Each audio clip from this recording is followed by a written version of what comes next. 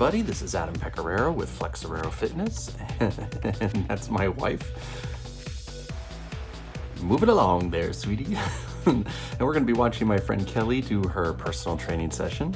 Her workouts are a little bit more complex because she has a lot of talent and ability when it comes to fitness, so we try to give her body different ways so that it doesn't become stagnant. For example, we're starting with a swing into a front-loaded squat.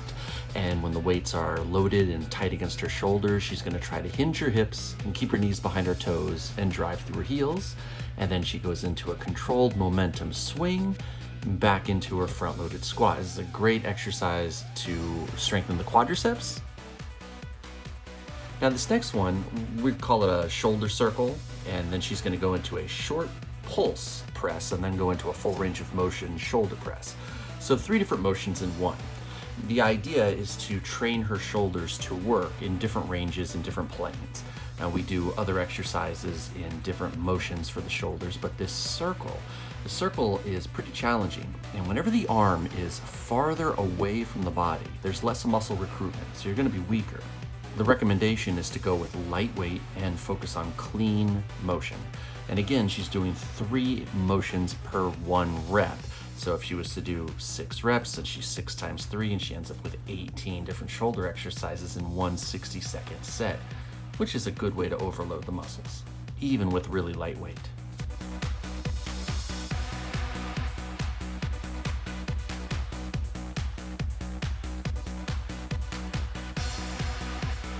Now we let her legs and her arms have a little bit of a rest, and she's going to lie down and do a sit-up into an alternating toe touch.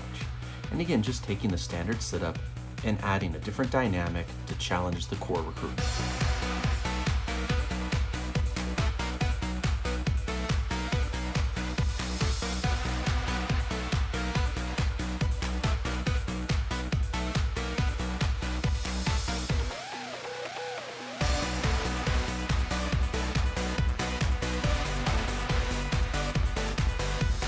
Now Kelly is going to be doing a split leg squat to a split leg thruster. So the term lunging is anytime you're in motion. Split leg squat is when you're static, 1 leg in front, 1 leg behind. It still looks like a lunge, it's just the terminology so that we're clear. Lunge is in motion, and the split leg squat, your feet are going to stay planted. Now Kelly's doing half her time on 1 leg, half her time on the other. So the idea is 1 pulse is the emphasis on just the legs. The second one, the legs are used as an aid to help drive the weights up into yet another shoulder press.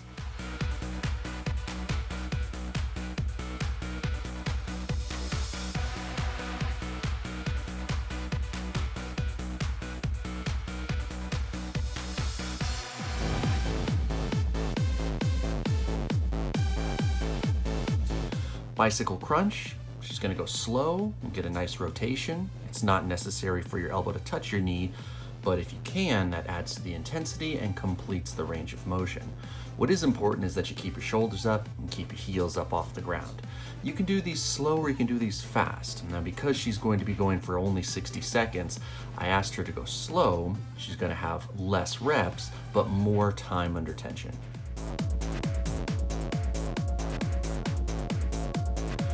Now we're going to do a push-up into a shoulder tap into a diagonal Commando Crunch. So push-ups, great for the chest and the arms, great for the shoulders, but they're also a dynamic version of a plank, so good for the abs and the legs too, a total body experience. And then instead of doing straight push-ups, we challenge the exercise with different dynamics, forcing her to work on greater control through the sequencing. So alternating shoulder taps, and then not so much a mountain climber, not fast, but slow, more like a Commando Crunch. She draws her abs into a compressed state as she diagonally drives her knee across her body.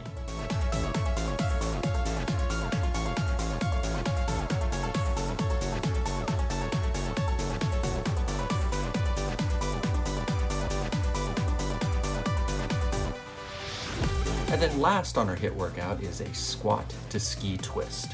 And this one right here is the finish of the set, something that's a little more dynamic and ballistic on the legs.